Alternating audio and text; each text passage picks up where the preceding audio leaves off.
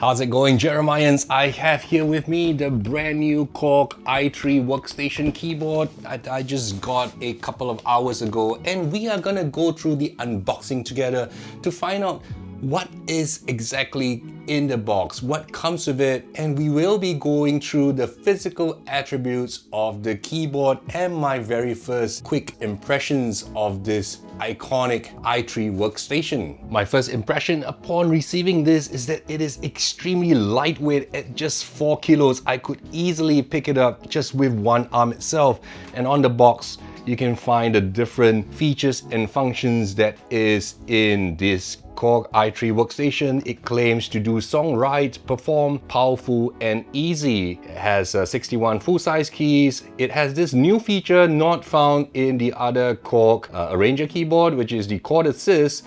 It also has easy MIDI audio recorder and player. We will go through some of these features in my full-length review, and it says that it has more than 780 sounds. To be exact, it's about 790, including a couple of drum kits here, and it has headphones as well as stereo audio output, which is important if you intend to perform with this. The stereo outputs is important. We'll have a closer look at it. And it has two different USB ports there, the Type A and the Type B. We will have a closer look. And there are more than 220 rhythms. This is an afterthought because exactly how many rhythms this has is about 270. And it has a set list for live performances. This is for you to memorize your voice as well as your style and your effect settings.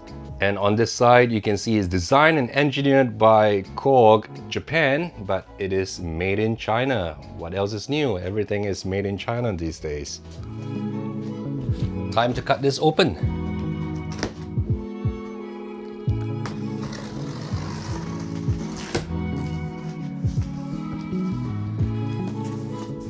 So you get a power adapter,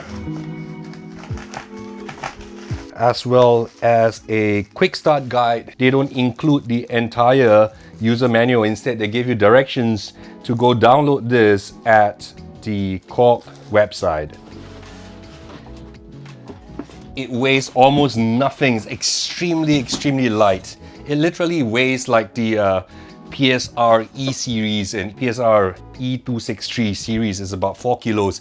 It's almost nothing. I can lift it up with just one hand. As you can see, just one hand and I can lift it up. Extremely light. That is because it doesn't come with inbuilt speakers. That explains why it is so light.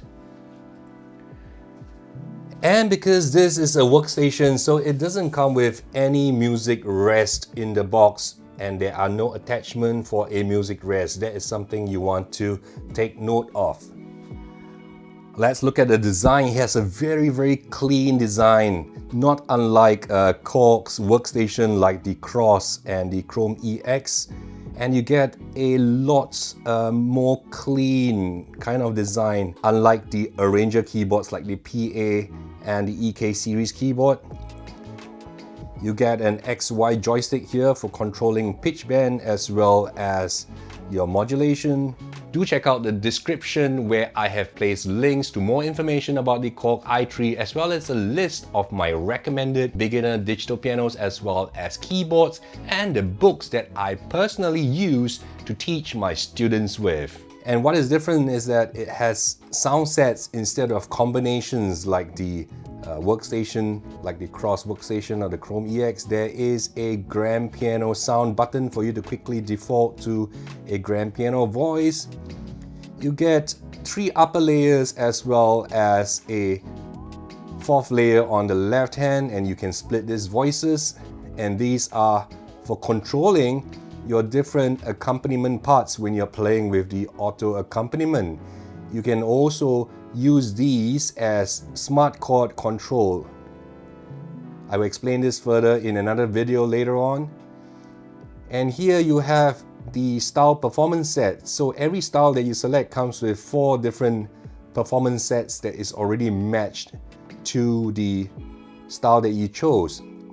This chord mode is for you to use this 7 pre-programmed chords so that you don't have to play the chords yourself, and you can just press this button and pre-programmed chords would have been input in here and activated. There's a very handy octave plus and minus, which is a lot more useful than the reverse, because previously I think in the EK we had transpose instead of octave being the default. And here's the volume knob. You also note that there is no on and off switch, because right now the on and off switch has now shifted to behind the keyboard, just like a real workstation. Here we have knobs for controlling the EQ in real time, really handy depending on the kind of environment and situation you are in. Here we have the controls for the styles, so you will get 2 intros as well as 2 endings for each style, and you get 4 variations as well as a fill that is dynamically applied based on which variation of the song you're playing. And this also acts as your transport control when you are playing back your audio, MIDI, and WAV and MP3 files. And these are also used for your sequencer when you need to override and overdub. Very, very convenient buttons here. You get a large and nice LCD screen. It would have been nice if it had been touchscreen, but this screen and this interface is very similar to the KORG EK series keyboard, EK50, EK50L. And everything is just nice and large so that you can easily see during your stage playing all your necessary info, like which set list you are in, which tempo you're playing at, what are your different sounds and which part you're playing, as well as displaying the chord can be legibly seen and is incredibly large. And this is really targeted for stage playing. And on the left here, you get the button to access the sequencer function, where you can play back your MIDI files, record your 16 tracks, as well as your audio files. And if you press the shift button, you'll also get to trigger the demo songs that's inbuilt in here. And here you get the settings button, where you can configure more in-depth stuff like your pitch bend range, your chord detection mode, as well as to access your media that is stored on the USB drive. And on this side of the keyboard, we have your set list. So set list is something different from what the other workstation like the Chrome EX, the Cross 2 has. This is actually more an arranger feature, quite similar to what Yamaha and Casio have, because the PA Arranger doesn't have this sort of feature where you can save your settings and your sounds for easy recall very quickly during a performance. You get a very nice large jog dial here. Wow, it feels very, very premium. Seriously, it feels much more. This is not hard plastic, it has a slightly rubberized feel, which is quite unlike the wheels used on the PSR E series and the Casio CTX. The buttons have a very assuring touch to it. You can hear the click, very, very tactile. I like the buttons immediately. And you get this nice little backlit button to show you what's happening. And for you to record your performance very, very quickly, they've got a performance record. The minute you press this, it would set up the 16-track sequencer to record your performance without going through a lot of menu.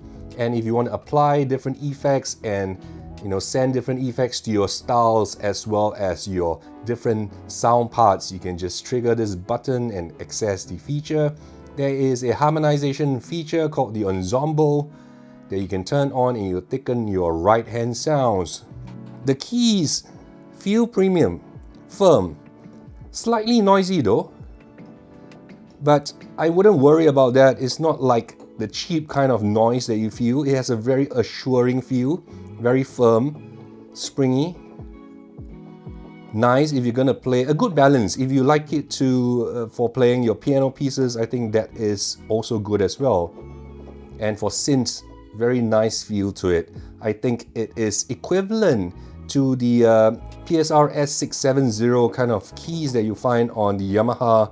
Slightly better than the Casio CTX 5000 and 3000, and also better than the PSR E463 series keys.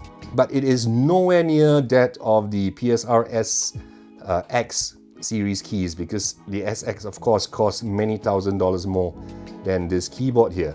The rear panel is very clean, reminiscent of the KORG M1, the Triton series. Nothing cluttered, you don't get massive big wording. You get very discreet small wording, which is what I like. You got this DC input jack. You've got the on-off button here is here instead of being on the top of the keyboard like the Arranger. So workstation usually have the on-off switch behind. And you've got this USB port for connecting to your computer. And this one here, the USB for connecting a USB stick for storing your files. What is nice is that you get a 5-DIN MIDI out. Unfortunately, it doesn't have in and out, but the MIDI out allows you to control tone generators, other synths, Euro racks, desktop synths a lot easier. You get a single foot controller which you can assign it to various features as well as using it as a sustain pedal. You also get 1/4 inch left-right stereo outputs, which is what a proper performing workstation should have for connecting to the PA system, because this is a lot less noisy than just a single tiny 3.5mm output. Here we have a 3.5mm auxiliary audio in for you to plug in your mobile devices and play along with backing tracks, as well as a headphones jack over here. On the bottom of the KORG i3 workstation, you get a battery compartment. Yes, you can run this on 6 AA batteries, and because it doesn't have speakers, it should give you a pretty long runtime of between 6 to 7 hours. Other than that, it is all very clean. You don't see anything jutting out, and there's this nice rubberized feet in case you want to put it on your computer table and use this as a MIDI controller. So you get this grills here which looks like it's speakers, but it isn't speakers. I think this is more for ventilation purposes. I wish this were actually built-in speakers, but unfortunately this does not come with built-in speakers. And you also find the same grills on this side as well. I hope you enjoyed living vicariously through me in this unboxing videos as I ran through the physical overview and attributes of the KORG i3 workstation. My name is Jeremy C, and I'll see you soon in my next video. Bye bye.